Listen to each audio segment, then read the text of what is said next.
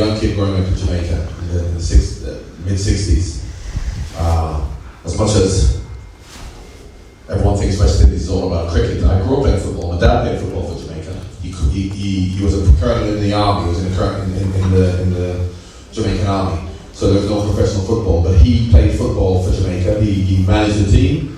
He was the president of the Football Federation. So I grew up playing football, always as a young kid. But if you look around, I've been to Iraq, Afghanistan to visit the troops, and you see young kids in Iraq, Afghanistan playing football.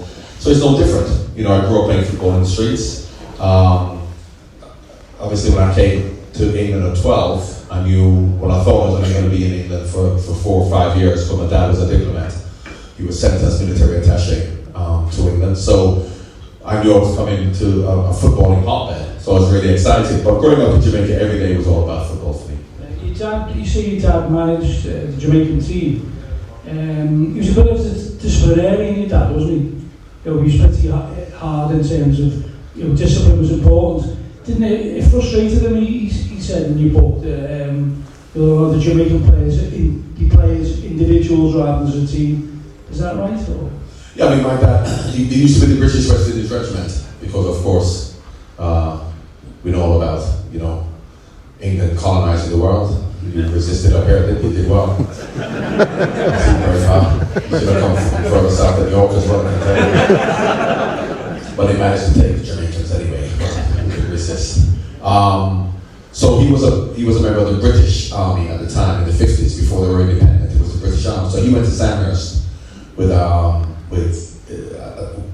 because if you wanted to join the British West Indies Regiment, and you wanted to be an officer, you had to go to Sandhurst. So obviously when it became independent, it became the Jamaican Army, and he was at Sandhurst with people from Nigeria, Ghana, all over the Commonwealth, who then, when it became independent, became heads of their own army. So he was the head of the Jamaican Army. So he was at Sandhurst with I keep getting it wrong, calling him Peter Parker, but that's Spider-Man, isn't it? It's Andrew Parker. Andrew Parker Bowles, Camilla's husband. He was at Sandhurst with Andrew Parker Bowles. And of course, I've now come to England as a 12-year-old, and because there were classmates at Sandhurst in the 50s, when I then came to England in 1976, Andrew, who was his classmate at Sandhurst, used to come to our house for dinner. He was always by himself. I'm not sure his wife was. But I said, don't ask questions. I was too young to understand. However, but in all seriousness, what he did say to me was that, of course, because we know the history of the British Empire, because England is only a small country, as we all know, but to conquer the world, they had to be aggressive, and so their army was very good. And in all seriousness, he understood that the British Army is why, because they were so disciplined, so well organised, and he said that your duty first and foremost as an army officer is to your king and country, as a British army officer. And if you notice, Andrew Parker Bowles never criticised his wife at all for having an affair with Prince Charles, because of course, if the king wants to have your wife, that happened up here as well, didn't it? But you didn't play that, did you? Whereas in England they did. He never criticised her because his duty first and foremost was to his king and country, and that's the way it was. I don't think I could have done that in Aberdeen, could they? I think I would only men apparently. But so that was my introduction to England, and of course, growing up playing football in London till I signed for Watford was an incredible experience. Nevertheless, I still expected to go back to Jamaica because I knew my mum and dad had only come here for 5 years. So I fully expected when I was 17, because my dad already got me called back to Jamaica. I got offered a scholarship to go to Washington University. I would have gone there, played football, not professionally, and I would have still played football as we all love football, but it wouldn't have been as professional. Joe, was it a massive culture shock when you arrived in London, was it, where you went to? Well, it was a culture shock in terms of the environment, not in terms of football. Being good at football probably helped you. Listen, if you're a good footballer, you're accepted anywhere in the world. You know what I mean? So, they loved Morris Johnson at Rangers, didn't they? I don't know if I saw it. But if you're good at football, you are accepted. So the fact that I could play football when I first came, as much as I'm a Jamaican kid with a funny accent, going to a school where people had never probably seen any Jamaicans before. But once you can play football, you're accepted. So once that happened, it wasn't an issue. It must have been a bit difficult because you had an obsession and you supported West Germany, didn't you? You say in the book that your hero was Overhaaf and Gerd Muller, Franz Beckenbauer. Yeah. Well, my dad went to the Munich Olympics in 1972 and brought me back my first pair of football boots to Jamaica, which was Adidas Gerd Muller. And I remember having my football boots in 1972, 74 World Cup came along, West Germany won. They played against Holland. I watched the game live in the stadium. I was only 10 at the time. And, I had my football boots. So, of course, coming to England in 1976, 2 years later, they started to ask me, particularly when I started to play, what my favourite team was. And I said, West Germany. And, of course, they started to choose a different team. Because apparently I didn't know this. And I don't know whether this message came this far up north. I don't know whether this message reached up here, but apparently they bombed somebody's chip shop, the Germans. So, I didn't know that at all, but apparently, the chip shop got bombed, they didn't like the Germans, so I had to choose someone else. So that is when I started saying Brazil my favourite team.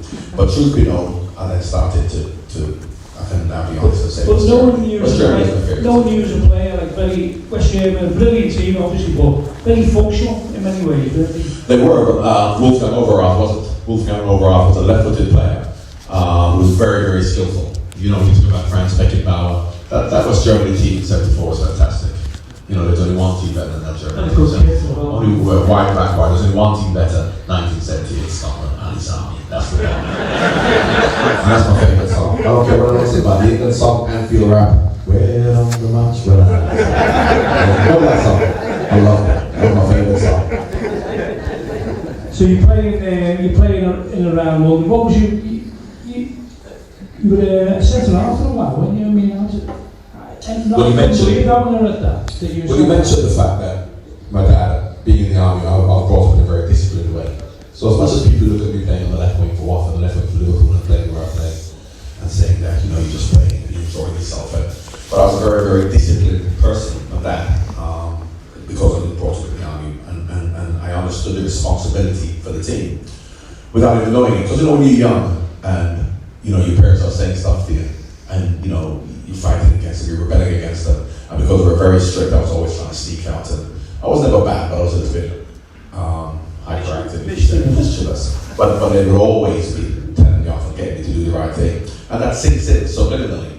So as much as I was probably thinking that I'm always trying to get away with stuff, it must have sunk in, because from I was very young, I said I came to England when I was 13, and when I went to my first football team, which is a very good football team in London, we won the National Finals Night Championships actually in Newcastle, and we were a very, very good team. But when you play in a very, very good team, as a 13-year-old, and you're winning 15-0, 10-0 every week, nobody wants to be a defender.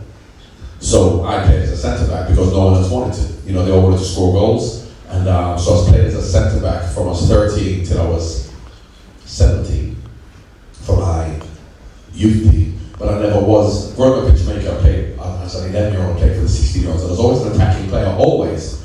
And even in training, I played as an attacking player. But when the game came along, because no one wanted to play as a defender, I did, because I recognised the responsibility to the team. Which, subliminally, with my dad telling me about responsibility, which I hated, although I did hate it, but it must have sunk in, I thought, okay, I'll do it. So when I then went as a 17-year-old to Watford, having played 4 years as a centre-back, not to Watford, to my first team, Sudbury Court. My youth team coached a team called Sudbury Court, which was in a men's league. Now he understood that as a 13-year-old who's playing centre-back, that's fine. But then when you get to 16, as I went to the men's team, I wasn't big enough to play as a centre-back. Because in the non-league, I'm sure it's the same area, you playing against like 28, 30-year-old men who never made it as footballers, but they thought they should have. So they want to just kick shit out of everybody else. So I'm sure I see some of you here nodding and I tell them which ones are you. So back then, men's football was not for a 60. In fact, look at it now where Liverpool and all these playing under 23 football. What the hell is under 20? By the time you're 18, you should be playing with men. So he recognised that as a 16-year-old, I can't play as a centre-back in the men's league. But he knew I was the centre-back, so I went to the left wing. So I started playing left wing from centre-back, although I've always played as an attacking player and as a striker anyway. And within 6 months, I'm then signed for Watford. I'm now 17, and I'm in the first team playing against Chelsea, having never played that position. So I was always an attacking player, but I also understood the responsibility. And going to Watford really brought that home to me, because Graham Taylor was that kind of a coach who really spoke about the responsibility of the team rather than the individual. It must be interesting for you to be jogging around West London in an Adidas track and top, and an afro. I mean, did you ever... Well, it was a surgery at the chimney, I don't know about it either. I'm sure you got and it was a curly perm by that time. It was out of the curly perm back then. It was a West London, it was pretty central London. Because my dad being a diplomat, obviously, we didn't, when he first came, we didn't emigrate, so he didn't buy a house, so the Jamaican government just puts up your rented accommodation. And of course, you know, if you're a diplomat, this is why, obviously, Jamaica's in the States, and said they used to put you up in Mayfair or places like that, so we lived in Mayfair. And I remember jogging around Mayfair as a young black kid in 1979, because of course then, 1979-80, I'm now getting into 16-17. Watford are now, I'm training at Watford. I'm not signed for Watford, but I'm training, so I want to now play. And of course, my dad would say, you have to go running around Hyde Park and, you know, down Piccadilly and stuff, because that's where we lived. And for a young black kid to be running around there at midnight is not the best time to be. So I was forever getting stopped by the police, so they wondering where I'm going. And I remember this one incident where, I didn't happen all the time, because I used to go running first every night. And what would happen was, as I'm running down Regent Street, there's a place called Whitmore Street, just off Regent Street, and they're always following me, always. And in the back of my head, he's following me, he's about 20 yards behind me, and I'm running down the road, he's coming behind me, and then turn into, I'm leaving a cul-de-sac just off Regent Street. So of course, even though it's 1979-80, and I'm black and I'm running down Regent Street, he should have to probably figure, well, he could be going somewhere, couldn't he? But once I then take a left turn into this cul-de-sac, I'm definitely going to go off the place, aren't I? And every night, what would happen is I run down, turn into the cul-de-sac, he followed me down the cul-de-sac, I put the door open, go in, and I turn that to him and I say, good night, officer, happened every night. So this one night, down the cul-de-sac, he's about 20 yards behind me, turn down the cul-de-sac, then all of a sudden I can see him getting all that excited, he's on the mic, he's on the radio now, because of course, now I'm going on the cul-de-sac, I'm definitely going to do something. And unfortunately for me, my mother forgot that I was out, so she put the key on the latch. So I put the key in the door, and I've done that. And it's not open. I've started to push it. And it's funny how your brain works, because as much as you know that a policeman's following you, but because you know I'm going to go into my house, but as soon as the door's not open, you forget about the police following you. You forget that you're a black man in Oxford Street, so you're trying to push it to get into your house. So as soon as I'm now trying to push it, he's now convinced that I'm obviously trying to break in. So he's like, I'll turn around laughing. You know what I mean? I'll turn around to him and I'm going, listen. And as I've said that, he's only little. You're not a little policeman back then. He stopped it back in the way and he's going, I'm ready for help, so just come quietly and all that kind of crap. I said, no, listen mate, I live here, blah, blah. So my sister then came down and heard the commotion, opened the door, and then she saw me with a policeman, and she's assumed that the policeman's arrested me and brought me home or whatever. So she's now, because they were really good, my sisters, they were ultra good. So she's gone upstairs and telling my dad that the police have brought me home. And I'm like, no, that's not what happened. So there's a policeman trying to arrest me. There's my dad saying, what have you done? And then eventually after it all got sorted off, my dad went, okay, thank you officer, you know, you got to keep the community clean, so you're doing a great job. So, but that was forever happening. But of course, you know, that was just a part of life growing up in London then. But it didn't deter me going to Watford, but I knew I really had to get fit, I had to give it 100%, because that's what football was back then. I was lucky to be spotted. This is 1980. How did you get, I mean, we've got the academy system now, and kids of 7 get picked up, don't they? But so you're 16, 17, and... Well, there were no academies, weren't there? So, I suppose, if and my school didn't play football, I went to a rugby school. So I didn't play football at school, I played for a club, but not at school. And I suppose that you had maybe 16-year-olds at football clubs there, but you didn't have 8, 9, 10, 11, 12. So being at a rugby school, there was no pathway into a club. I was just playing for Sudbury Court, my men's team, and a taxi driver was driving by, and he stopped to watch the game, and he knew a scout, or he knew someone who knew a scout. The scout came to watch, and the rest is history. But you know, when things happen, and I'm a big believer in fate, that you know, whatever happens to you is meant to happen. You know, as much as that's an easy thing to say when good things happen, there have been bad things happen, and I do put my hand up and say, well, it's meant to happen as well. Nothing too serious, but I do believe in fate. Now, that taxi driver who was passing, he could have stopped to watch the game, and I could have been the best player on the pitch.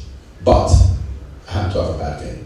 He would have just driven off and thought, well, so, or I could have been the worst player who happened to have a good game, and then when he recommended him to a scout, the scout could have a bad game, and then nothing happens.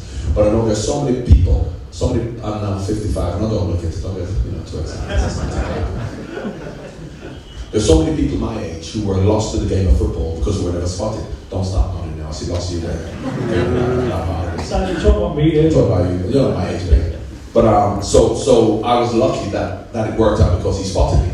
And I was, Watford was fantastic because of course he had Graham Taylor, who was the manager at the time, Bertie Mee, who was the coach at Arsenal, who was the technical director type of thing at Watford. He remembered my dad because he coached Arsenal to the Dublin in 1970 and they played in Jamaica, and that's the first professional team I saw. And there was a bit of a riot in the stadium because we're a bit like the Scots down in Jamaica, we like a bit of a riot, don't we? So the game got abandoned, and my dad being head of the army had to come and help the players to get safely to the airport. So because my dad was head of the army, Bertie remembered my dad, and this is from 1970. So the fact that Bertie Mee actually took time to come and visit my dad and me, not because I was a superstar kid. I mean, now you've got superstar kids who are 8, 9, 10, 13, 14.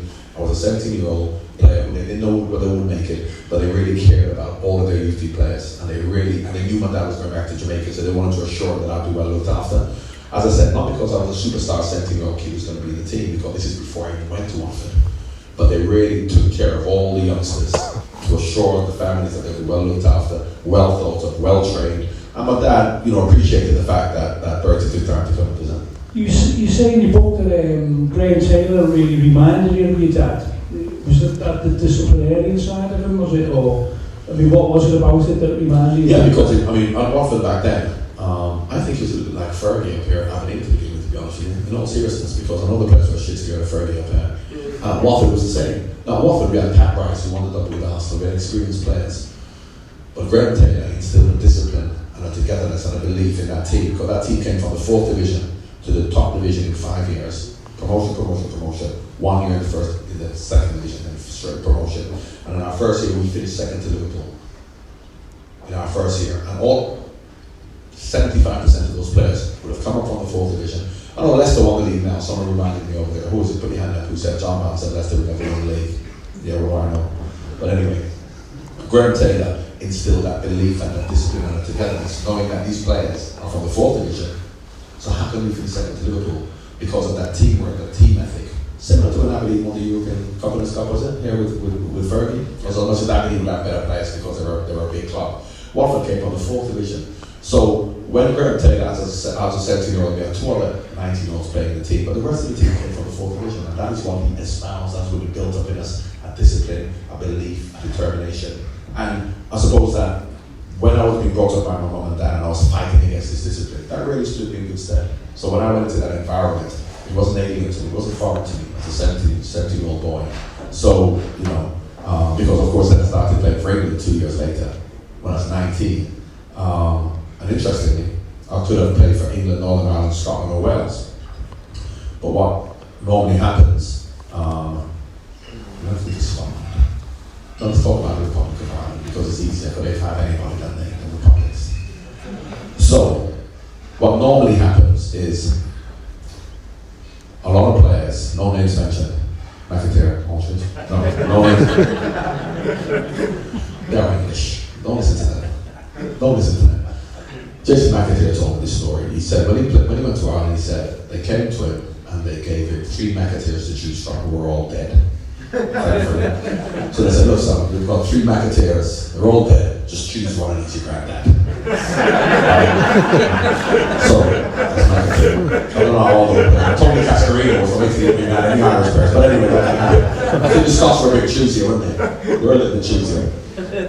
But, so what normally happens, and I'm not accusing anybody, it's just an observation, McIntyre and Aldridge, just an observation, they wait to play for England, and if England don't ask you, then you get into your mid-20s, whatever, then Ireland, Scotland, whatever ask you, then you say yes, you play for Ireland. Now with me, it worked the other way around, because England, I only played for England because they were the first ones to ask me. Now I can't say, had I been, maybe not 19, but if I got to 21 and I'm not playing for England, and then Scotland, Northern Ireland or Wales came in, and I didn't feel, I would you would have had grandparents. I would have played for them. No, you didn't need grandparents back then, because I played for England with nobody, because when I played for England, I had a Jamaican passport, and I played for England for 2 years without a British passport. And the only reason I got a British passport, which I'm trying to, after Brexit, I'm trying to get a Scottish one once you don't get there actually, was because every time we went to Russia and Czechoslovakia, places like that, We never, because back then we just travelled on a normal plane, EasyJet or Ryanair, not as nice as that. So we didn't even travel top class. The players, England players, used to travel normal plane with everybody else, you know, and everybody was in the club. So then when we got to the airport, we'd have to go in the queue to queue up like normal people to go through. I mean, our England kits, not our kits, our England suits on. But I had to go into that queue that all you British people are going to have to go into after Brexit. You know, that horrible queue, the big long one. I had to go into that queue, and then when the players went through, they were all on the coach waiting for me. And I'm not in behind, you know, he's just about to stick the glove on because I want to know where's Jamaica. Where's Jamaica? How can we play Franklin and all that kind of stuff. So, and the players are always like, oh, I can't wait for it again. So, as a matter of expediency, I just remember a British passport just coming to the house. I don't think I filled any forms in, so I still think I'm an illegal alien. When was she debuting for England? Because Northern Ireland, against Northern Ireland, 1983. Yeah, you scored probably one of the greatest goals ever in the Iconic. 84 was that? That was 84, yeah, that's a year later. Then, before, you know, you played for England then, but what were the England fans like to you then? Well, the England fans generally were good, but of course you did have the odd one or two. Of course in Brazil we had members of the national front on the plane with us. But you know what it's like, it's very tribal, and very much like today. If you watch England play, I don't know what it's like up here with weather. I think it's a bit different because I think some of the Rangers fans do support Scotland. But if you go to in England, if you go to Wembley and watch England play, you see Birmingham City, Swindon Town flags. You never see Liverpool flags, Arsenal, Man United. You don't see the English teams because those players, those fans support their clubs. They don't care. They don't support England. So the Watford fans are fine, and when I played for Liverpool, Liverpool fans were fine. But the England fans are a bit of a breed apart, particularly back then when they're a little bit warm with the England fans. Did we say that apart from when they played. Didn't you say that goal? Yeah, they said it was only 1-0.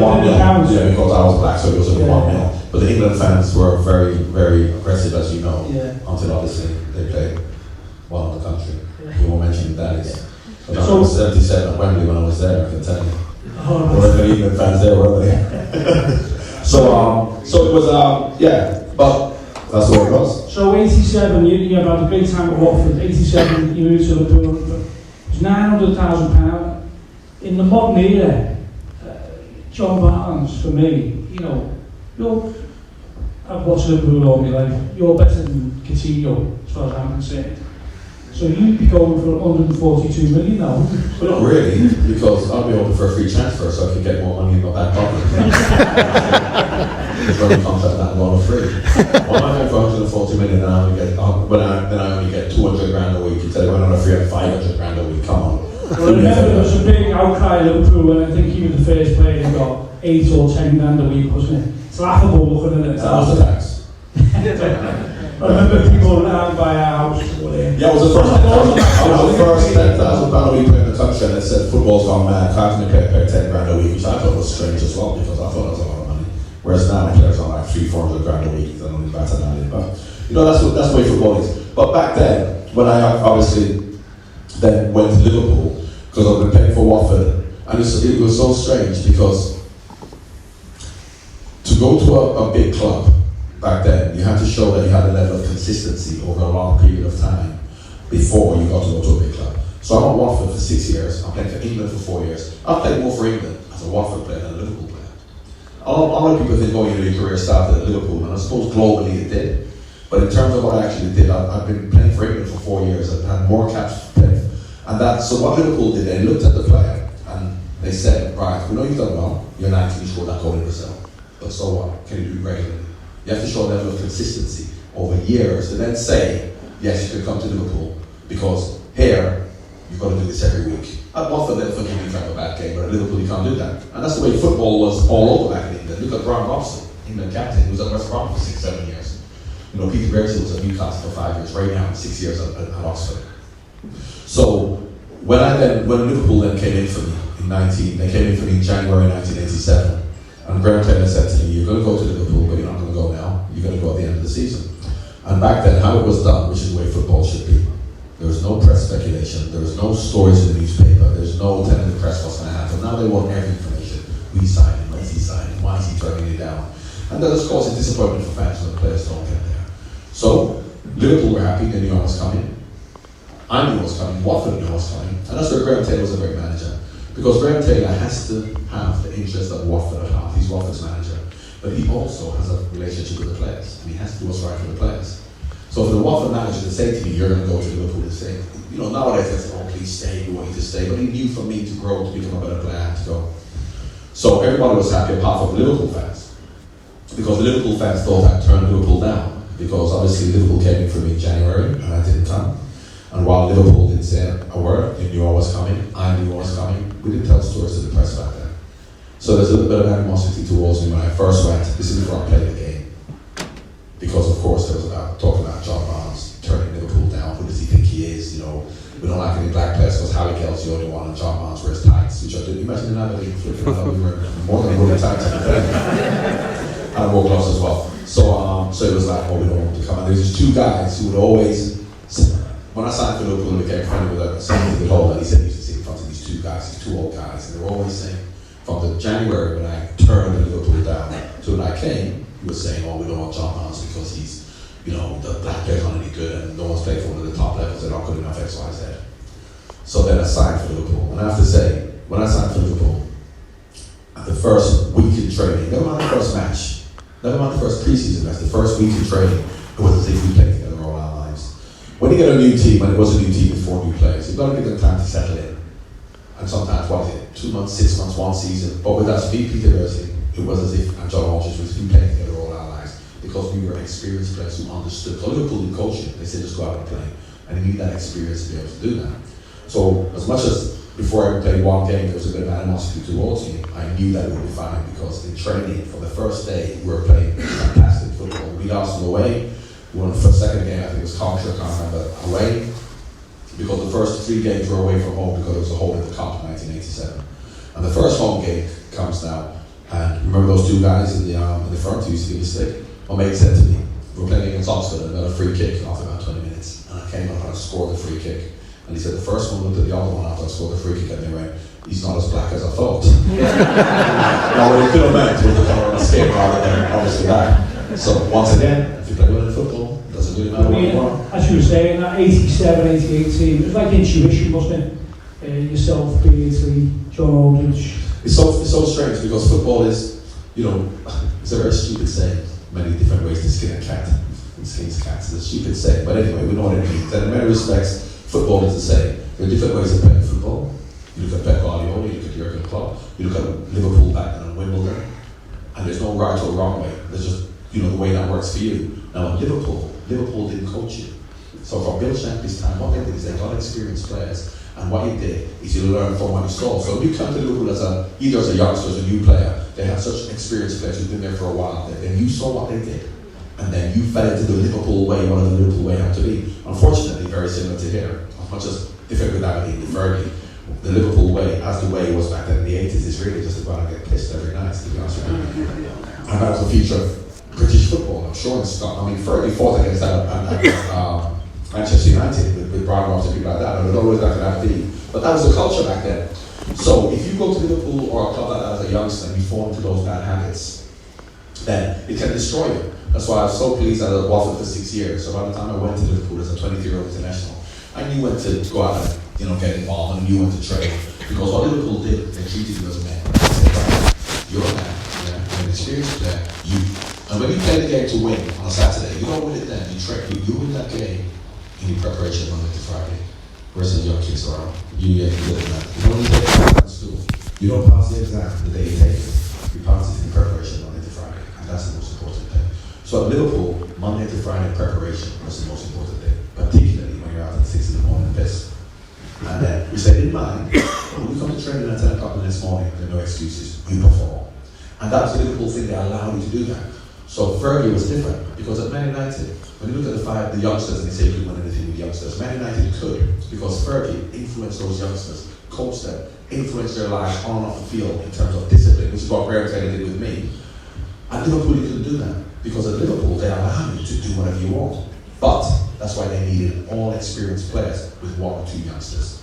So they didn't coach you at all. Just to give an example, the Liverpool bench when I first went there, was working at himself. Ron Moran would say, because Jan Molby tells his story. He says, when he first signed, Jan Molby came from Ajax, and Ajax is a club that coaches, organized systems from his 16, 15, 14, underage. Then he comes to Liverpool, and he goes on waiting. First game we play, waiting, picks the team, Gromwell, Neil, picks the team, not another word. 2 o'clock, picks the team, they don't think exactly, he's telling you nothing. So Jan says I'm there, and there's, so Alan Hansen sitting down reading the newspaper. Goes Rushy and Terry Mack have gone into the players' lounge to watch the races, to the temperature. And the players just do what they want to do, and he's thinking, they must be give us some information about how they want to play. He said about 15 minutes before kick-off, he said, I'm going to ask him what he wants, so I'm playing in the field. He goes, I started walking over, so running around, all the coaches sit down. Jan says, I'm walking over to them. And running around goes, oh, here he comes. This is running around. Here he comes. Jan goes, what? He goes, you. He goes, you're one of the foreign players who's coming over here to ask me what you should do on the pitch and what's going to happen. He says, I've got a fucking clue. He goes, but you know when you come off the pitch, he goes, I'm going to tell you what you should have done. Because you have to work it out yourself. Why they say that is because you know when a coach or a manager gives you either tactics or gives you a team talk as to what's going to happen and what you should do. When you get out onto the pitch, suppose what he has said doesn't happen. What do you do then? You look to it and you go, it doesn't happen, what are you going to do? Whereas players who can use their initiative, they want to use your initiative to then work it out yourself, means that if things change, the coach can't get information on, you've got to be able to do that. The biggest lesson I learned at Liverpool was from Jim Begley. Jim Begley was a left back, and running around playing left back for Liverpool, so he hated every left back, every other left back. So he says to Jim Begley, Jim, corners, you on the line, on the post, the corners. He says, okay, so Jim's on the post. Corner comes in, boom, go. Half time comes and he goes to Jim. Jim, where were you, son? He said, I was on the line. He says, what are you doing on the line? He said, you told me to go on the line. He said, yeah, but if I told you to jump in the fire, would you do that as well? Which do you think is a stupid thing to say? What it actually means, and having played at Liverpool for a while, if you don't get that, they get rid of you. You have to understand that. What he's saying is, I've given you an instruction, yeah? But if the instruction I've given you, when you're there on the line, because I told you to go on the line, yeah? If you look around and you see danger somewhere else, which you think, use your initiative and say, that's more dangerous. They love it when you define them to do that, because that's what happens in football. Things may not work out that way, so they love it when that happens. So 86, say, cut fire and Lineker's on fire. So there's no tactics how you stop Lineker. There's nothing that came from the boot room or... Well, the tactic is to kick shit out, basically. You never played that, did you? I mean, Lawrence and Alan Hansen, they don't do that. So, no, listen, Liverpool was all about what we do with the ball. So there's no tactics at all. The most talking that was done in the dressing room before the game, the most arguing and talking about tactics, but this is the tactics, the different type of tactics. You pick the team, 2 o'clock, and then, after picking the team, you then get his paper out and say, Rob Neil, blah, blah, blah. You come up to Bruce and you go, because after every game, away game particularly, but after every away game, you stop off at the nearest chippy to have fish and chips, chicken and chips, or parrot chips. So there are your 3 options. And these are the most important options. This is the most discussion we had before the game. So, pick the team, Rob line. Fish and chips, chicken and chips, or parrot chips. Fish and chips, parrot chips. But by the time you got to like Craig Johnson, Bruce would change his mind. So Bruce would go, Ronnie, I ordered chicken, but can I have fish? He said fish, what do you want chicken for? And then an argument for the next half an hour was, you ordered chicken, you ordered fish, and they're not allowed to change your mind. So they were very superstitious. Like even warm-ups, we never warmed up at all. Now you see, teams go out to warm up. And once again, Liverpool is a very individual club in terms of what it takes for you to get prepared to perform. So if you, like Alan Hansen, have to read the paper, till 5 to 3, get up and go and play, that's what you do, when you perform. Don't make excuses that you didn't warm up. If you has to watch the races till 10 to 3, that's what he does. I used to get a hot bath from Jamaica, and them two were right about me not liking the cold. So I'm getting a hot bath 20 minutes before the game. Worst thing you can do. Now, apparently, that's supposed to sap your energy. So imagine how good I would have been if I didn't do that. But I used to sit in a hot bath. So everybody did something different. So when you see players now all go out, they all do the same warm-up. Now, mentally, if some players want to have different things to do because they're superstitious or whatever, then but you get prepared to do it. There's once when Kenny all of a sudden got all excited because modern era was coming along, so we've got to get with the modern era now. So we're all going to go out and warm up. And they're very superstitious. So we went out and warmed up against Newcastle and someone else 1-0. Kenny. He goes, that's crap, that, all of that. So he thought that's why we lost, but we walked up together. And that's the superstition that they actually had. So whatever it takes to get you prepared is what they actually did. They really allowed you as an individual to get prepared to play. What was your favourite trophy or favourite game during that period, Sean? I mean, won the league and the cup. Yeah, well, I'll tell you about that in a second. I'll tell you this story first about Ronald Moran. You know the superstition I spoke about? Yeah, this thing, and Bill Shankly, they're very, they're way ahead of their time. Ronald Moran, all of a sudden new eating methods came in and stuff like that, and they said, right, now bread rolls. You start fillet steak for lunch. You imagine a fillet steak, sit in the stomach for 10 hours, but we got fillet steak an hour, 2 hours before the game. So anyway, then you can, no bread rolls, but you can have as much toast as you want. So, you can have as much toast, but not allowed to eat bread. Now, you go to the European companies like, and that's why we're going on that bread. So you had all of these things going on. But to answer your question, my favourite game was Nottingham Forest, where we won 5-0, where Sir Tom Phillips said it was the greatest game he'd seen. And that wasn't because I was man of the match. I played as well as anybody else. I wasn't better than anyone. But that was a 90-minute performance, the best 90-minute performance I've been involved with. I've been involved with games where we played better for even 60 minutes, but maybe fell off for 10 minutes. But a full 90-minute performance. And by that, which is what you learn at Liverpool, why I say the best 90-minute performance is because in the 89th minute when we're 5-0 up, the fans would have forgiven us for showboating, for showing off, for trying to nutmeg and give olays. And if I tried to nutmeg somebody at 5-0 up and the crowd wouldn't have minded. But for the full 90 minutes, every Liverpool player, they didn't make fun of the Nottingham Forest players, and they were the enemy because of, obviously, we had history with them. If there's a simple pass to make, you made a simple pass. If there's a tackle to be made, you made a tackle. And because what a Liverpool thing as well, which is about, you don't play the score. Whereas you see teams when they're 5-0 and they start showing off, and they always said, whatever you're going to do in a football match, if you're going to show off and do that when we're 5-0 up, you should do when we're 5-0 down.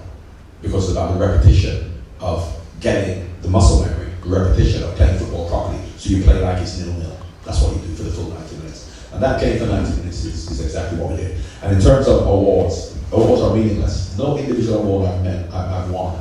I've got Player of the Year, PFA Player of the Year twice, Sports Writers once. But there's no individual award I've won that means anything at all to me. Because you can never win anything as an individual.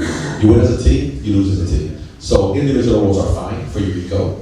But of course, in terms of what you win, and there are two big players, and you mentioned a player there, Gary Lineker, who is a friend of mine, and I know Gary, but even when Everton were a half-decent team, and there's an Evertonian here, which is one of our brothers, so he's okay. If you speak to those Everton players, they'll tell you, Gary Lineker was a selfish player. Gary Lineker is happy to score a hat-trick and lose 4-3. What they prefer, because I'm talking about Peter Reid and Neville Southall and Kevin Ratcliffe, they're good friends of mine, they would not want to have inch and sharp, but they work for the team. That's what it's all about. So, as much as we've got an Evertonian brother here, and he's fine, he's one of us, there he is. And Everton, I don't mind Everton, I'm going to say no player, I used to like Everton. There's only one thing, and Reid is a good friend of mine, Neville Southall. In fact, with Liverpool, the players, it's all about playing for Liverpool, the togetherness. When you play for that shirt, never mind the teammate you don't like, you perform. I'll probably get on Everton players handed some of the Liverpool players because it's not about mates, it's about performing for Liverpool. So Everton, I've get on well with Reid, with all of them. So I want Everton to do okay. In fact, that's a lie. I want Everton to do well. And I'm upset with myself because I'm a little bit of a Buddhist. I believe in karma, and I believe in love, and I believe in, togetherness, and Liverpool, we're all together. But there's one thing that all of a sudden this thing happens when I go back to Everton, they're a good team, they're friends of mine, Reid, I love them. So calm down. But my Evertonian brother-in-law comes in the house.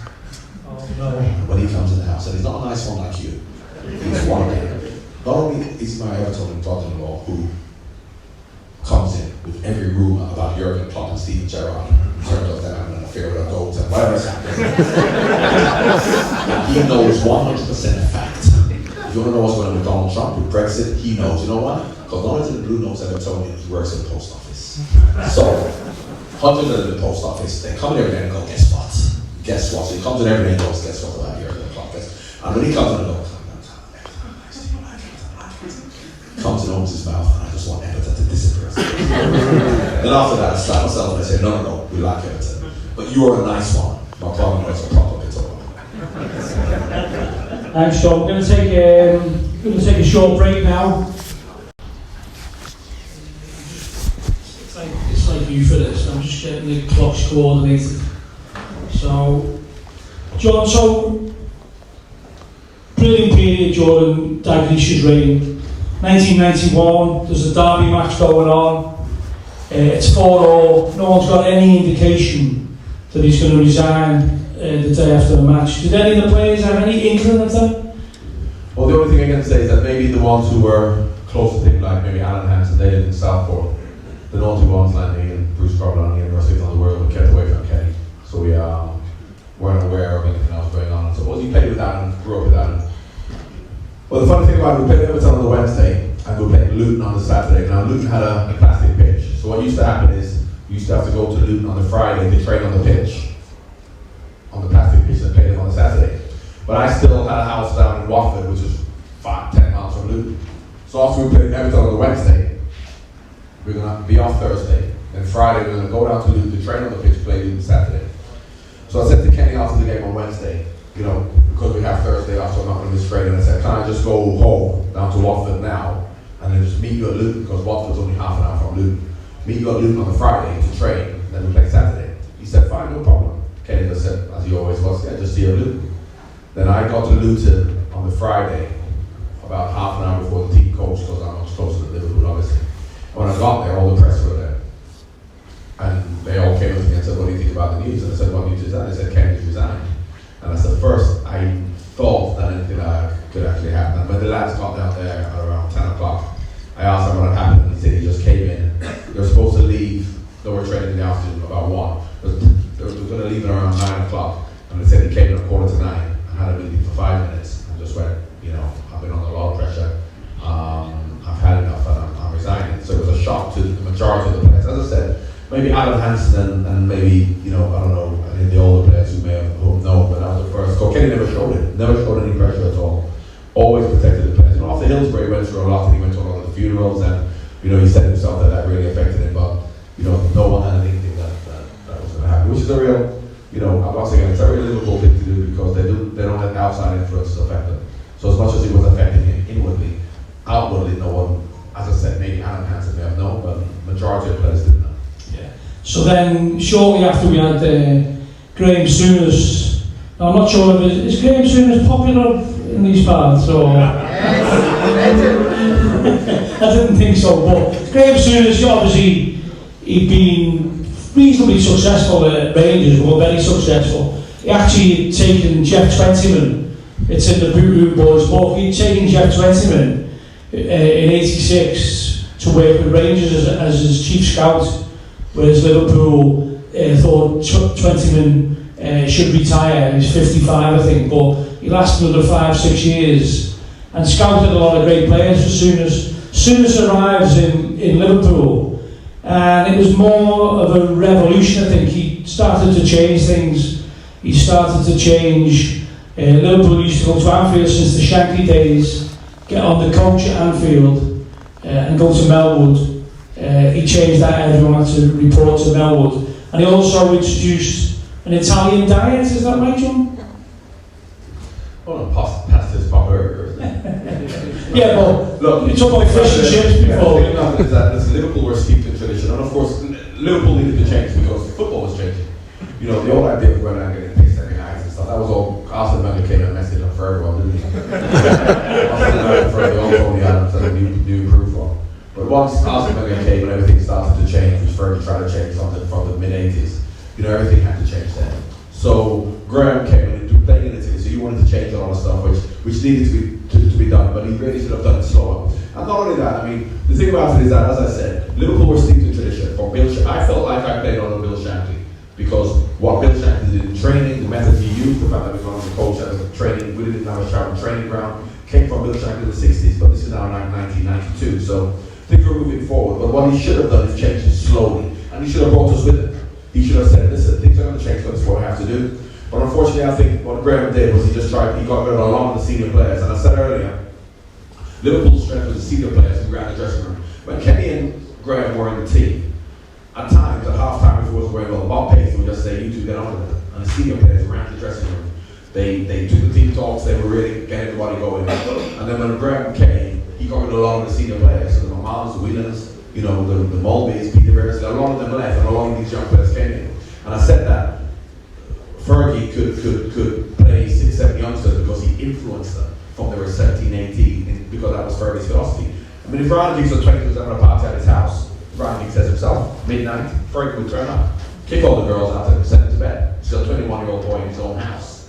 Whereas in Liverpool, they allowed you to do whatever you wanted, but they insisted that you play. So, if that was Liverpool philosophy, as it was for Bill Shankly's time, you then can't all of a sudden get 7 or 8 young players, put them in the team, and still say, I'll just go out and play.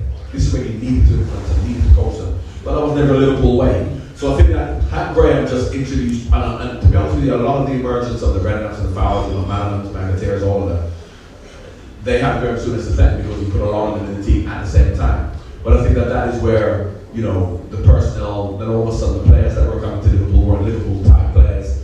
But in terms of what he was trying to do, I think he was right to do it. Yeah. In terms of the But it was too quick. but it just happened too quick. You survived the cold.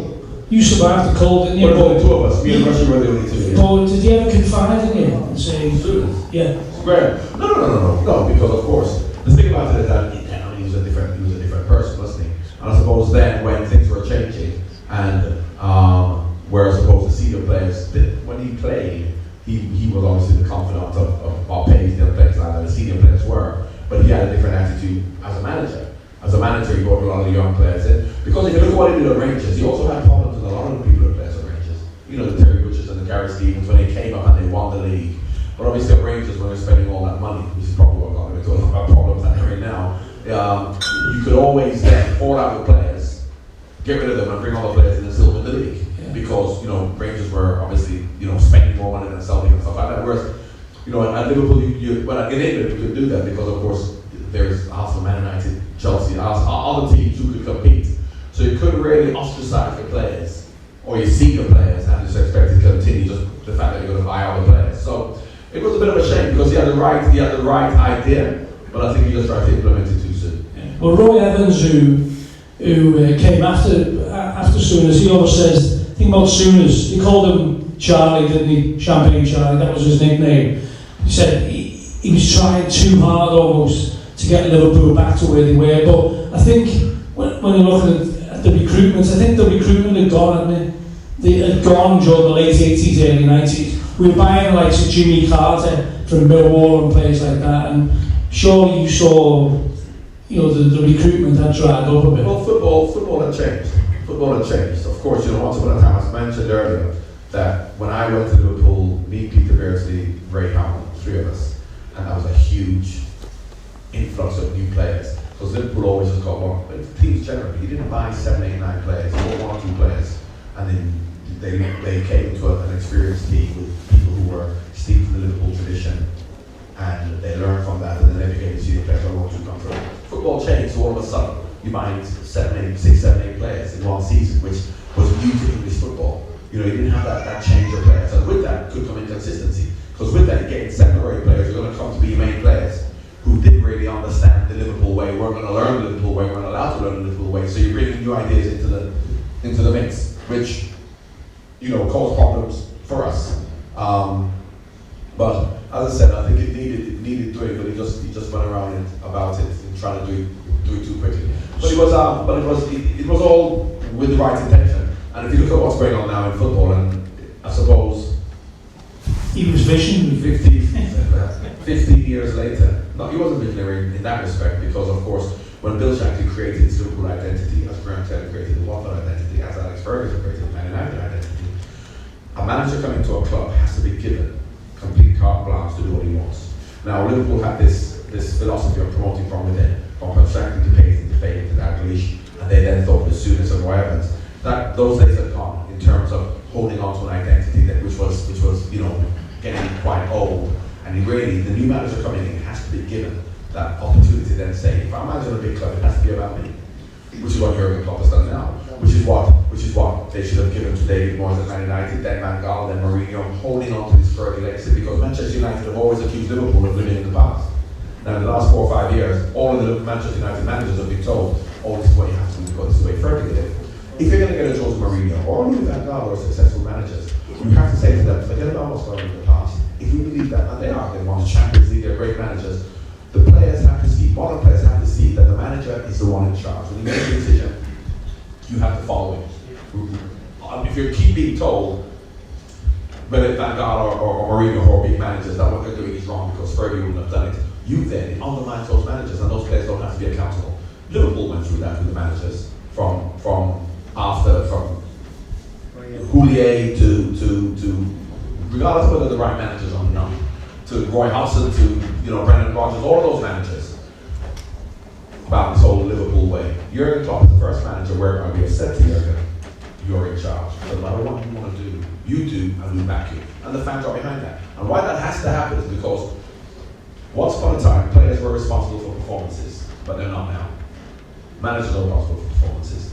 So when I first went to Liverpool, if we lost, the fans were never going to say, boo, Kenny Dalglish should sack me. They're going to say the players have to bump their ideas up, the players have to perform. If I walk through town and say, fans, you're crap on the weekend, you better walk out. Whereas now, there are only two clubs in the country now who you don't name the manager. Manchester City and Liverpool. And those two clubs, you can see what they've done. 25 points ahead of everybody else. The other managers have been undermined, from Arsene Wenger, who was at Arsenal, Sarri, Conte won the league with Chelsea, then he got undermined. Mourinho. Obviously, we're glad that Ollie's at the wheel, because when he came, there were 6, and now they're number 6. So what has to happen is, I didn't know he's now trying to go back to the old ways. He's taking the players to the cliff, where they used to train, dog shit on the ground and stuff like that, where these multi-millionaire footballers are going, well, what are we doing here? So to go back to this is where we used to train, and for him to refuse to park in Stradisburg as a spot, or Stradisburg as the boss, undermines him, belittles him. If you're going to be a big club and now you get a manager, you have to give that manager the autonomy and that control to make any decision. So as much as Graham tried to do that, because what he tried to do, yes, he's a Liverpool student, he's from Liverpool, he played for 6 years, he's a fantastic player, but he then tried to create his own thing, which Kenny did in a better way. Because if you look what Kenny did when Kenny first took over, Liverpool were a fantastic team, machine-like, workman-like, 2 special players, Russia Dalglish. They scored the goals. And of course, yeah, Jimmy Case and then Sammy Lee and then Dermot were good players, don't get me wrong, great players, but the stars were Russia Dalglish. All of a sudden, there's no more Russia Dalglish, so how are we going to perform? We're going to get John Hodges from Oxford. I'm going to replace the John Barnes from Watford, London team, Peter Beers from Newcastle. So Kenny, and that was I'm very happy, and that's in 1 year, that is a big influx of new players coming in to play for Liverpool. And it worked for Kenny because he integrated us into the Liverpool ways. And Lawrenson and Hansen and Nicol and people who've been there, Wheeler who've been there for years. Whereas instead of using the senior players with Graham when they came to then say, okay, we could have found them and I'm going to come and learn from the senior players. And, took us along this journey with him in terms of saying things are going to change. So the whole idea because I remember when Alan Hansen and Kenny, this whole thing about promoting from within. So Kenny's now resigned and everyone thought, Alan Hansen, next manager. Then we came into training, and then Roy Evans goes, Alan Hansen called the meeting. So we've gone, yes, Alan's the manager, back off now, keep going, get pissed every night, nothing changes. So Alan's lined up. So Alan's going to sit here in the place where they're like that. So Alan's there, and Alan goes, right, they've asked me to manager, Alan accepted. It's quite straight to the point. But Alan said things will change. You go during the season, you don't have to go to licensed premises during the season. And the players are gone. He's gone. Every Sunday after the game, he's going to come in to train and watch the video of the game before. Of course, Saturday night you're out, Sunday straight to the pub. No, those are off the con. Everyone just mouths dropped open, never said a word. He goes, you live on the world, the naughty ones, Barnes and Whelan and Sorry Barnes, Molby, Brushy, I know everywhere you go, you don't have to go to a pub or licensed premises during the season. Southport, Riley, blah, blah, blah. Then he's walked out. And that's what he shot. Or running around and Roy was just sitting there. And they're going, I'm leaving this club, I'm not paying for that twat, there's no way. Then after about 2 weeks, he walked back and he goes, I'm going to do one, I'm retiring myself. He was just winding us up, thinking that he was going to take over. But that's what we all thought, promotion from within. So when Graham came, it was like, okay, well, he's speaking the traditions as well. So we also understood that, yes, things are changing because Wenger's, this was actually before Wenger came, but things were changing. So we would have gone along with it, but he just did too much too soon. But if you look at obviously what's going on now with the club, we have now given the manager complete control to then say create something new, which he has, create an identity, which is a new identity. So what I always say about creating an identity, which Watford had with Graham Taylor, whereby regardless of whether it's a long ball team, you could know what Watford, Wimbledon copied us, because Wimbledon used to come and watch us play. Now with Jurgen Klopp's side, if you're watching it on TV, then all of a sudden, the screen doesn't go black. I want to say black, I don't mean black from Jamaica players. The players are now blackened, and their kit is now black, so all you see are shapes running around. You can see that's Liverpool playing there. You can see the way they play, the energy, the formation, you can see them play. You can see Man City play as well. Man City are a great side. And that's the identity that Liverpool have for years, and that's the new identity that Klopp has created, which is what every football team should have. But it has to come from the manager. So the fans have to give the manager, you don't have to give the manager the power to make any decision without questioning. So when Brendan Rodgers was at Liverpool, who was harshly treated, when Jurgen Klopp for 18 months didn't have a better record than Brendan Rodgers, because the fans knew that he was still the right man for the job, and hierarchy knew they didn't question him, they didn't undermine him. So if you wanted to drop down the storage, you could. If you wanted to do anything, you could. Then all of a sudden the company would come. Whereas with Brendan Rodgers, when we lost 6-0 to Stoke, no one booed the players. And if the question when we come out of footballer, and it's subconsciously, I'll never accuse any player of not trying, but I went through it with a little bit of Greg Souness. But when you come off the field having lost 3-0 to Swindon, sorry for mentioning Swindon again, some Swindon fans here, Bristol City then, or a lesser team. If the question is who's going to get booed, and the answer is the manager, the players absolve themselves of responsibility to perform, subconsciously. Whereas if you know when you come off the field, regardless of who you lose to, you're going to be held accountable. You have to perform. So when we're playing Barcelona in the Champions League semi-final, and there's no Salah, and there's no Firmino, and there's Origi and Shaqiri, there's still no pressure to perform, because they know if we come off and lose, the fans aren't going to boo the manager, they're going to boo us. So when Manchester United with Fergie were in the semi-final, and they played John O'Shea, Wes Brown, and another one at the back, rather than the big ones, they still have to perform. And for success, that is what has to happen. Do you think, John, we're back on our page, or do we need to win a trophy to get back on that page? Well, we've got 97 points over off one game this season. People say, what do we need to improve? I said, what we need to improve is not lose one game. Is that realistic? No, it's not. No, it's not. We had a fantastic season. Unfortunately for us, Man City also had a great season, a great team. So, obviously, winning trophies is fantastic. But all we're trying to do is week in, week out, put in a level of performance, which means we're going to win more games than we lose, which we have done. Not lose many games, win games consistently play well regardless of who we're playing against. West Brom or playing against Manchester City. Because next year, I would argue that if we won the league with 87 points, and we finished second with 97 points this year, we've had a better season this year than last year. Okay, we haven't won a trophy, we win a trophy next year on 87 points. That's because other teams have failed. And that's what we do. What we do is we say, yes, we want to win, but if all you can ask any manager to do is to maximize their potential. No one can overachieve. Leicester didn't overachieve when they won the league. They maximize their potential, and other teams underachieve. So it's impossible in any walk of life to overachieve. You can only maximize the potential you have. And you will win if people underachieve. So how I explain it is that if I'm going to rate Usain Bolt, not now, because obviously, I mean, not even then when I played, but just as an example, when I was fit, when I was young. If Usain Bolt's best time is 9.7, and my best time is 10.5, for example, and I race Usain Bolt, and he beats me, but I do 10.4, and he does 10.3, I'm more successful than him, because I've got closer to my best than he has. So what we're doing is we're saying, yes, we're going to play as well as we can, and we hope for other teams to fail. But we have no control over what Man City do. So if Man City beat us, they've got 98 points, and we've got 97 points, you cannot ask any more of Liverpool. And then, having beaten Bayern, we can beat Barcelona 4-0. Even if we lose the tournament final, which would be devastating, no one can tell me that that's failure. And I'll tell you why fans talk about winning trophies that they're talking about and thinking that. Because when we got to the Champions League, no, not the Champions League final, when we finished second, when Steven Gerrard slipped, why? Yes, it's a big disappointment.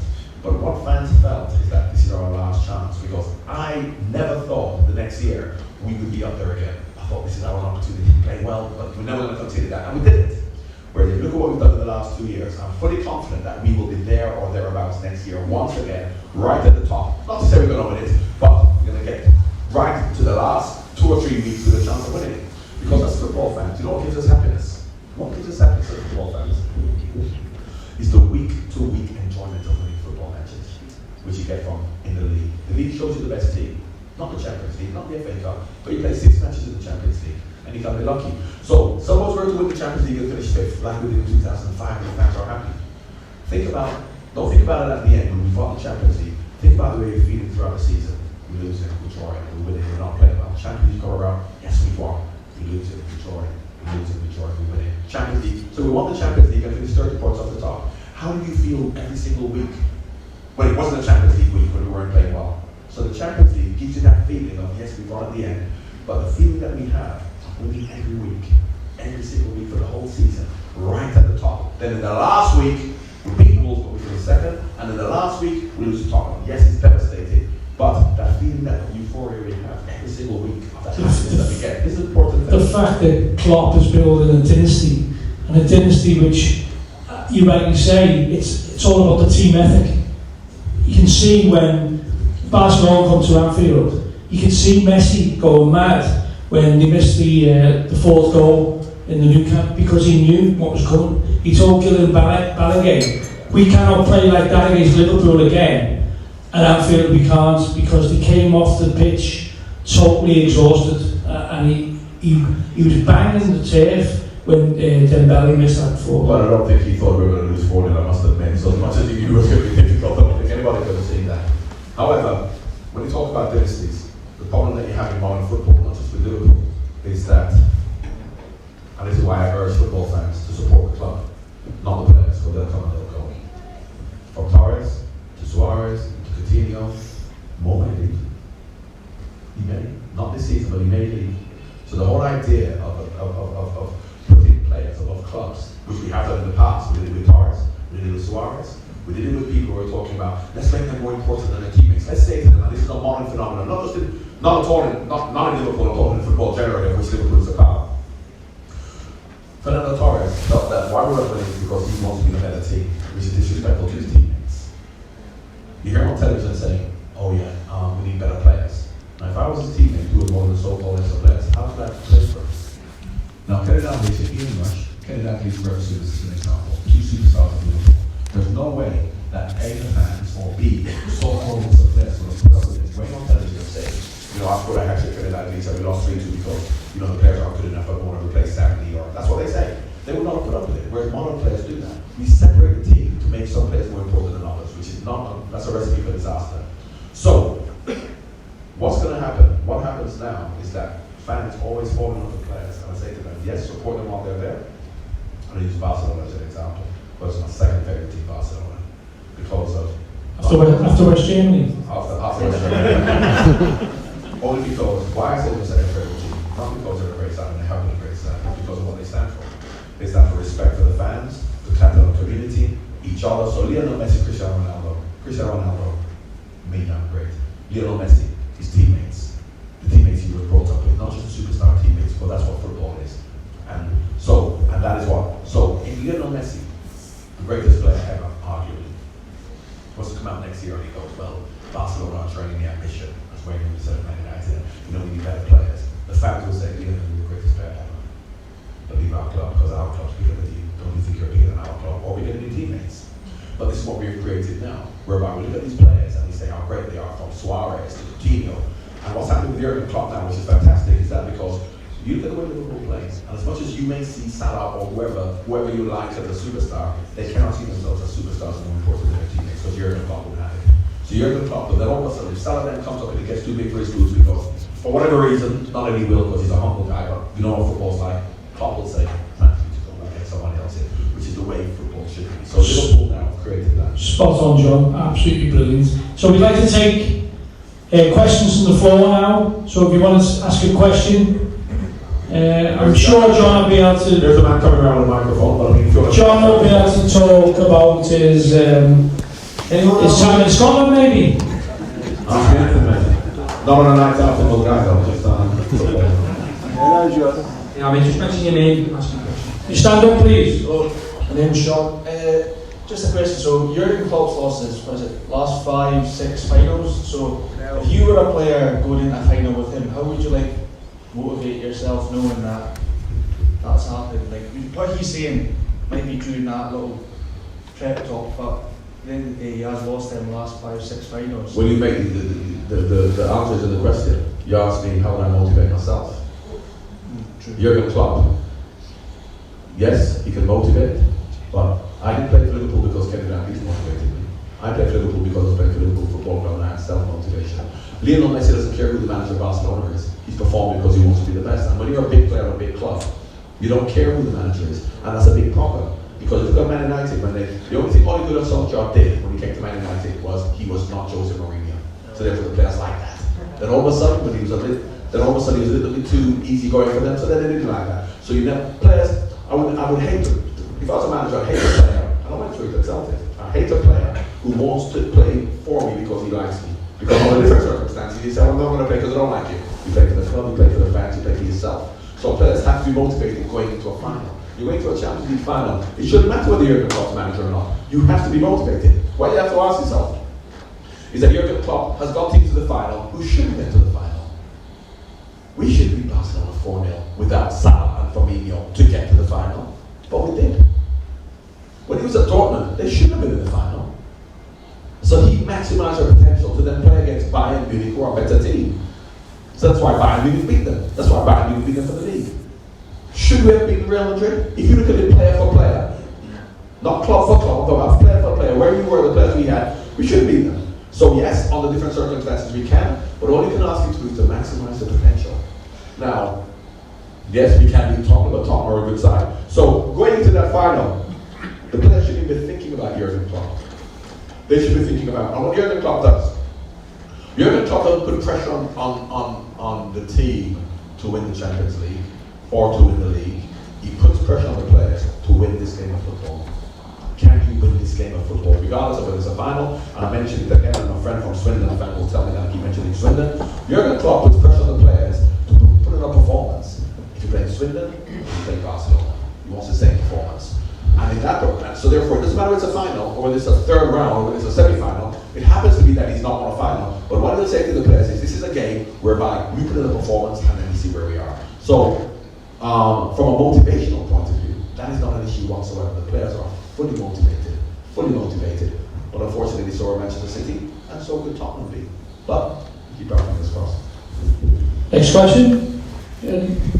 John, do you think, I mean, not before someone puts their hand up, going back to, do you think there's more extra motivation for players, the fact that some of them lost the Champions League final last year? It's the experience, isn't it? Definitely, yeah. Well, when you talk about extra motivation, you have to play with your heads. Yes, you play with your hearts, but you play with your heads. And if you feel the pressure because we lost last year, you may not be able to perform. Last year was last year against Real Madrid. This year against Tottenham. So, on the different circumstances, we could have been playing Hoffenheim in the final. Now, what pressure would they be on them? Would they think, well, we lost last year, so we're under more pressure? Against Hoffenheim, you think we could beat them. You have to take every game. Last year doesn't have an impact on what happens this year. Not at all. Doesn't have an impact whatsoever. You've got to forget about that last year and try and put in a performance. So that's what Jurgen has to do. He has to keep them calm. He has to say, forget about last year. Don't put them under pressure for last year. Don't feel that, oh, we didn't do it last year, so this year we've got to do it. That could heap more pressure on them. But he understands the character of the players. He understands what motivates them, and he knows how to deal with them. So I don't think last year will have a bearing on it whatsoever. Fantastic. Next question. My name's Kevin. I heard about sport. Meeting you, I was close to crying meeting you. But Who, me or John? But I was going to buy your book, and I bought everything else by your book, so I'm sure that I will buy that, mate. John Barnes, you've got a lot of good rep there, BBC. I mean, Watford getting to the final. I watched a wee bit with Watford back in the day. He's got beat. Lying there, an old guy with your arms and you're all getting pissed up, and the driving the bus. How would you be able to speak? How would you be able to teach? Now, I know who your favourite club, but you must be proud about Liverpool. And see the whole racist thing that's going on there in football, and Raheem Sterling is maybe a poster boy, and a lot of people are proud of you, and you had to just get on with it. Do you think there's any one thing you could change, being now seen it, done it? You mean in football? Yeah, in football now. Well, first of Because all, you just got met. I mean, yeah, but look, I've been arrogant, but fuck you just but got look, met. football, you have to separate it. When I say separate it, when you're talking about, I don't know, is it difficult? Raheem Sterling, Difficult to understand if you're talking about the stuff that Raheem Sterling goes through. yeah. Listen, football is a microcosm of life. So if you look at what we are, first of all, telling our young children, we're not preparing them for life, are we? We're not preparing them for life. Because if we think that life is equal, it's not. Because when they get older, all of a sudden, depending on where they're from, depending on where they're from the inner cities, life is going to be fair to them, is it? So as much as we're selling this dream of life is all equal and everyone's got equal opportunities, we know that's not true. You know, from a female, from a homosexual, from a race point of view, we know that's not true. But if we're telling them that that's what it is, so I'm not saying go back to the old days when players had to get on with it. We do have to protect and we do have to make sure that, you know, we're telling people the right message. However, if you want to talk about Raheem Sterling, for example, Raheem Sterling maybe the post boy now. Listen, do you think if I'm on 300 grand a week, I really care if somebody needs it great, they're going to raise their easily once every 3 years when I go there? Do I really think that? Whereas, what I say about Raheem, and Raheem is down the post boy, he's doing well. But what I say to Raheem Sterling is, you're from a place where I played. Remember I said I played for Sudbury Court, Stonebridge Park in Wembley. That's where we played. Where he's from, which is a rough area. That's what we call rough areas in Aberdeen. I would say to Raheem, look what's going on in these cities where you have young blackies like you. Yeah? Look what's going on there. And why don't you speak for them? Why don't you say that they're being given lack of opportunities, lack of education, lack of social housing and opportunities for them to maximize their potential? Rather than saying, oh, it's just so difficult for me because, you know, when I go to Chelsea, someone's going to racially abuse me and I'm 300 grand a week. When Danny Rose, and I have said this for a lot of these black players, when Danny Rose talks about Montenegro being fined £17,000, which is a disgrace, because that's nothing, £17,000, but that's how much I spend on a night out in London. When they laugh, that's what he said. How can I say this for Danny Rose? When he talks about that, we're trying to get a group of elite people into positions of power rather than thinking about what's happening down there in the inner cities with the average person. So my take on it is until we change, because it's all about perception. Yeah? A woman's perception, a homosexual perception, a black person's perception, the perception we have because of what we've been wrongly told about it for hundreds of years.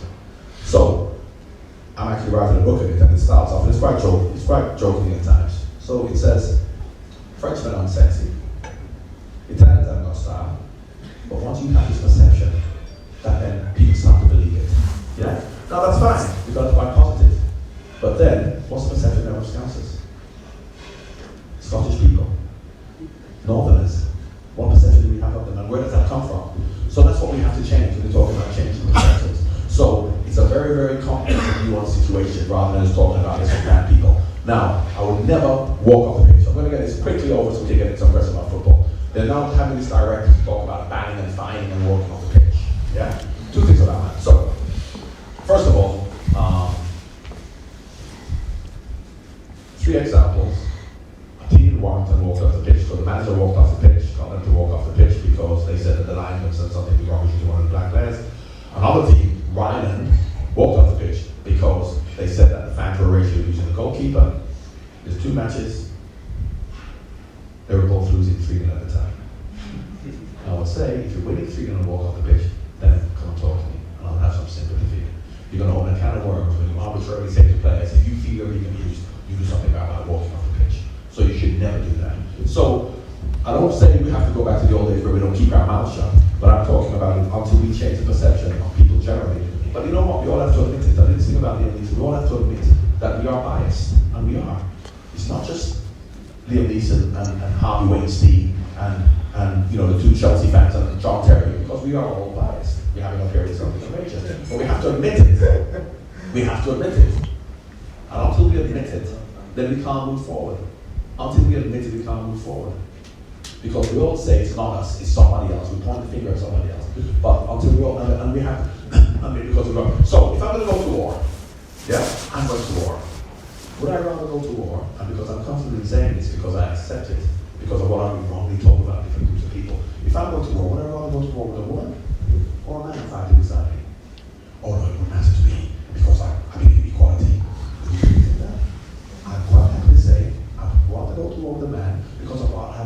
been told about women and their capabilities. And this is what we have been told for hundreds of years.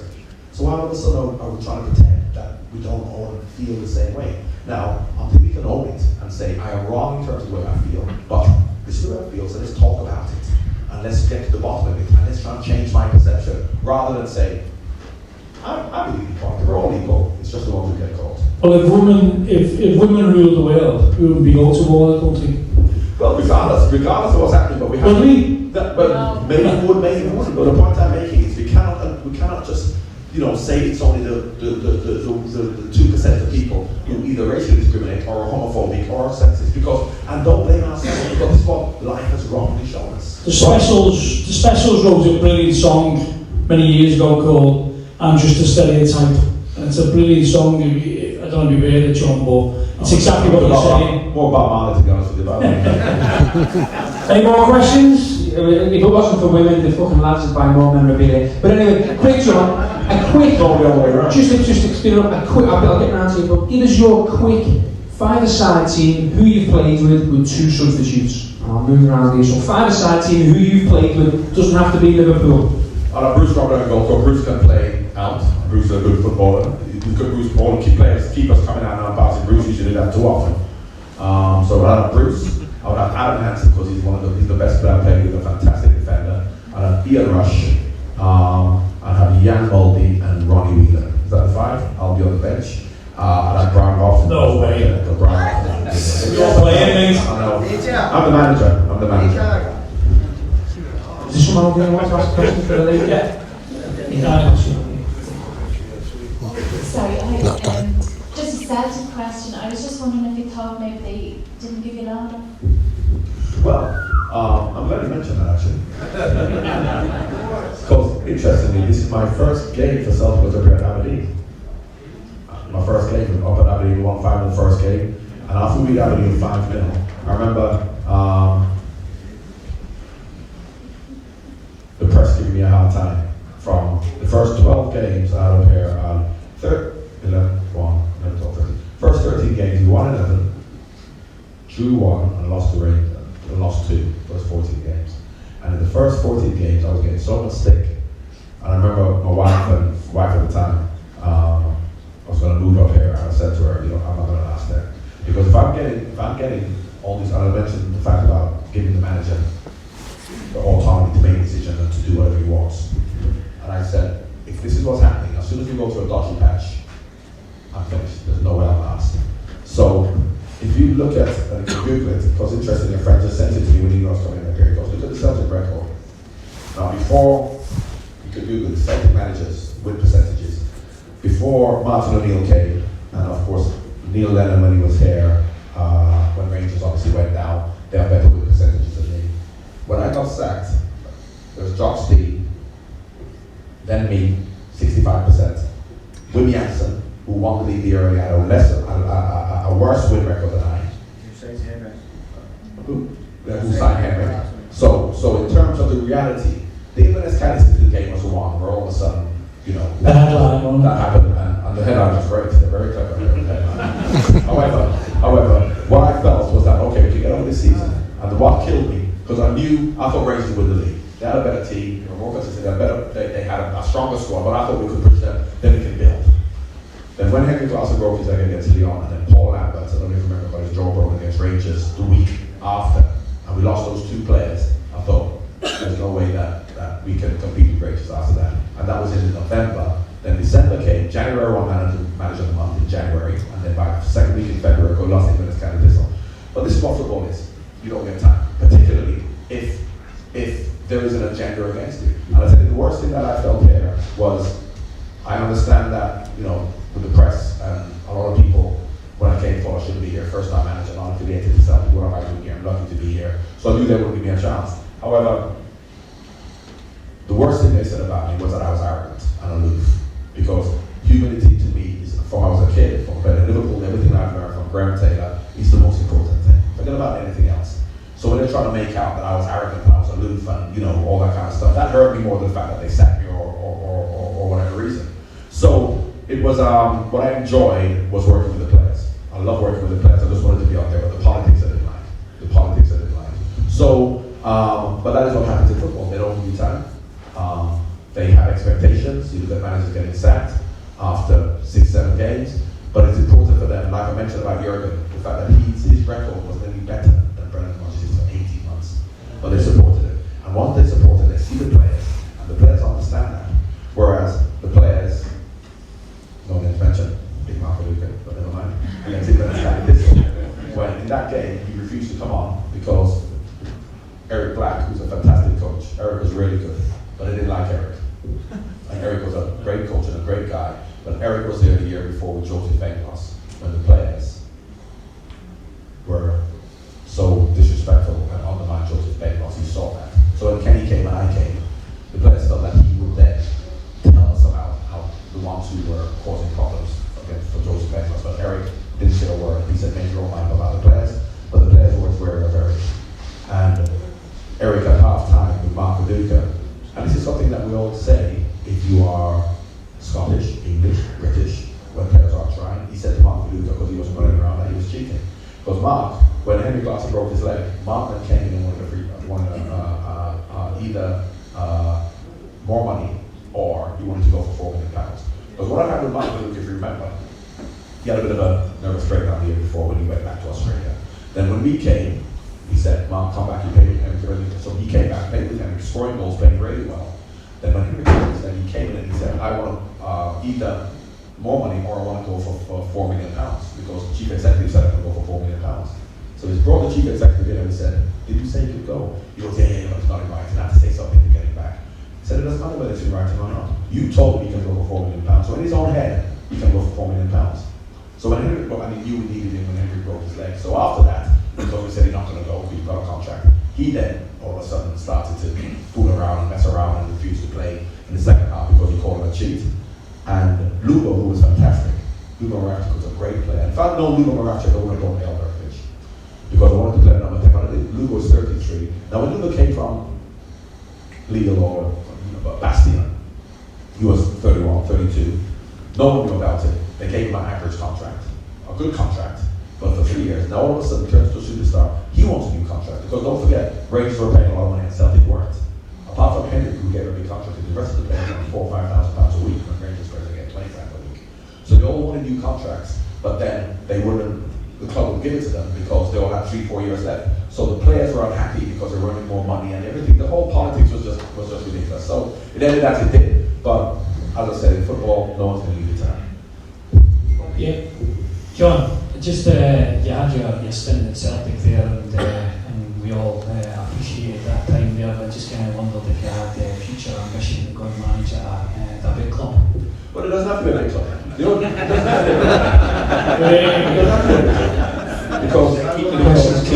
because I love football, and if I have to go and manage, I manage Premier Rovers, so it doesn't matter to me. Like when I finished playing at Liverpool, you know, my love of football means I want to play football. So if I can't play Liverpool, I'll go and play. I went to Newcastle, I went to Charlton, and if I didn't come to Celtic, I've gone down to Tranmere. So my love of football and my love of football management doesn't mean that I need to be at a big club. If I could go and manage, you know, Manchester United, one of those small clubs. So I love management. So if I could get a job, you know. You manage Jamaica as well? Stenhouse me or something like that, I'll come and do it. You manage Jamaica as well? Yeah. You won a trophy about the Jamaica? I never lost one game, 12 matches. You did win a trophy? I won the Caribbean Cup, Caribbean Cup. Yeah. And then we went to the Gold Cup, but I left to come and manage Tranmere. So in 11, 12 games. Because I tell you what I learned about football, which came from Watford and Liverpool, is that you get a group of players, you organise them. The better they are, the better they can do. But if they're not great, you get them organised, get them motivated, they can get results. So we played against El Salvador, we played against Costa Rica, we went to the World Cup. We never lost one game because, as you know, Jamaicans are athletes, they're strong, you use their bolts, and if you can organise them, then they can be successful. And that is what. So the whole idea of John Barnes is a player who wants to play like Brazil. So at Celtic, we're going to talk about he wants to play 4-2-2-2 and he wants to all of that kind of like rubbish. We just wanted to get an organised team to play, and Paul Lambert was a big part of that. I mean, Lambert was still seen now, I spoke to him the other week. So, you know, if you have motivated, organised players, then you know, you can be successful. Accrington Stanley approved that, and John Coleman were there. Yeah. John, how would you sum up your time with Newcastle and experience playing in St James's Park? Well, once again, you know, I love football. It's a fantastic place to play football. They're great fans. great fans because, you know, it's, to be honest, it's easy to be a Liverpool fan. Forget about the Liverpool fans talk about the 29 years. 99% of teams would love to have Liverpool's last 29 years. So when we talk about how disappointed we are, but try me, I'm not going to say Swindon again, but anyway, try to be a Swindon Town fan. Try to be a Swindon Town fan. Try to be a... Send me an Evertonian, where's he gone? So, you know, the point I'm making is that a club like Newcastle, with the fans that they have, who didn't have success, and they still support you through thick and thin when you're not doing well, proper fans who just love the club, who kind of go backwards for the club. And if there's a club in England, even more so than Liverpool, I would say, even more so than Liverpool, we talk about a club in England who would want 11 Geordies playing for them, or 11 locals playing for them. Yes, Liverpool are like that, but Newcastle more so, they just love their own. And if there are 11 Geordies playing for them, they would be happy. So, yeah, I had a great time playing. As much as, you know, we weren't winning, but the fans were great. And of course, you know, key sides of the night out as well. Experience with Tino. Oh, well, Tino was, never mind Tino, I played with Gaza for England, never mind Tino. Anyone else? Yeah, Good talk, Chris. Got you at the end of the back. How much do you get paid for your Lucas in Albert?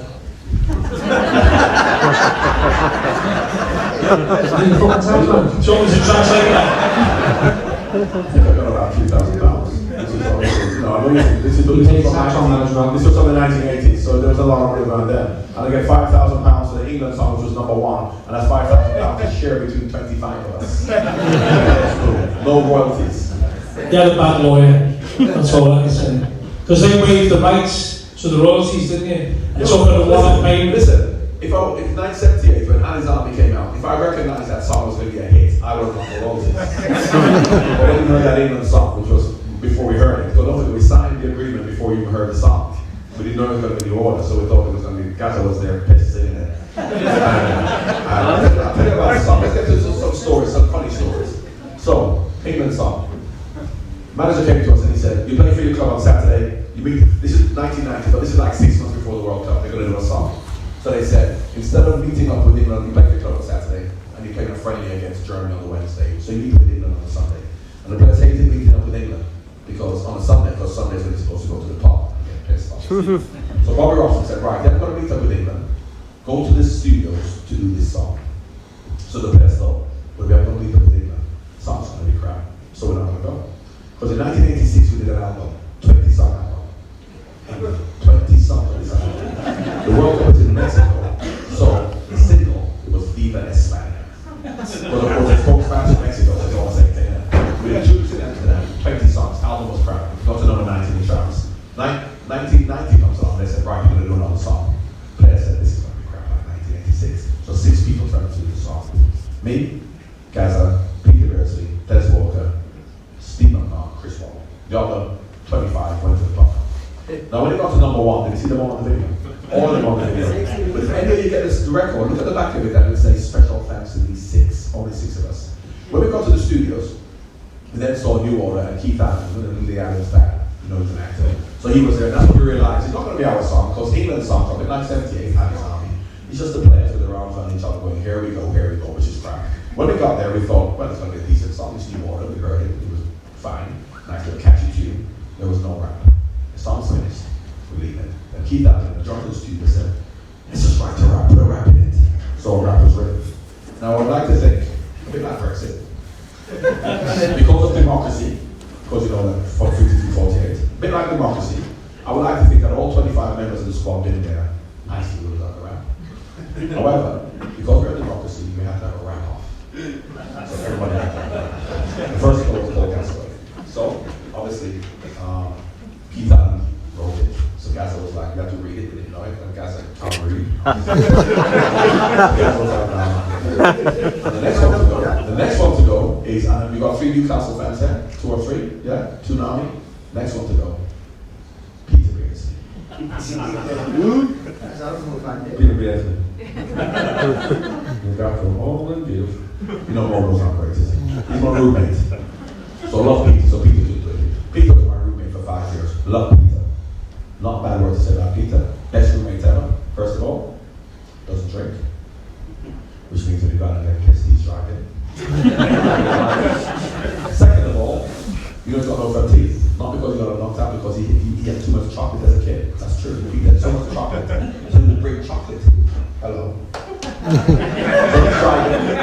He's driving.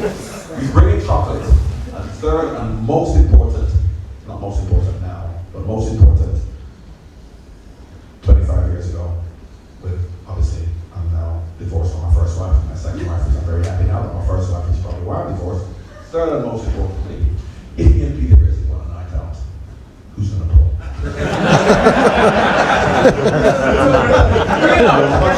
Now, as much as you men are laughing, the women are laughing even harder, because my wife's exactly the same. Always like an ugly mate. You women know it. You women like going out with an ugly mate, don't you? You women like going out with an ugly mate. You know that. That's a fact. However, the problem is, your ugly mate, she's going out with an ugly mate as well. So, you gotta be careful. So, Peter Grizzly went. Useless. The next one, Chris Wall, Jolie, they found out. Next one, Stephen Scouser.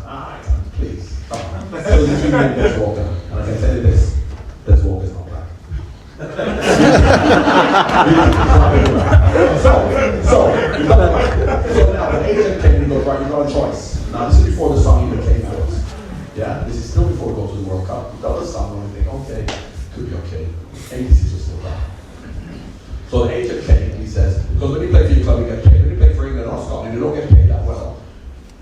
But you know, you play for the honour and stuff like that. But how you make money is in the World Cup here, you have a pool coming in with interviews and suits and records and all that kind of stuff. So the agent said, you've got a choice. You can either have royalties or you can get £5,000 to the pool to share with you 25. So the committee of the brain box footballers, Brian Robson and Peter Shilton, the senior members, okay, was not a committee. They said to the agent and they said, right, this royalties, do royalties mean if you don't sell one record, you gotta fuck off. You go, yeah. I said, we take the £5,000. So there was number one all over England, all over Europe for 6 months. I think it's safe to say that if you took royalties, I wouldn't be sitting there today, but I want to see my Scottish brothers and sisters. So there you go. Well, we just did before we start this raffle up, guys. Get your raffle tickets out. Can we have the lights on full for us, please? Just help with this.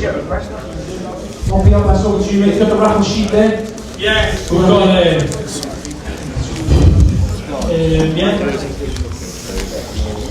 After the raffle, we're going to go to the one podcast and that's it. I want to finish with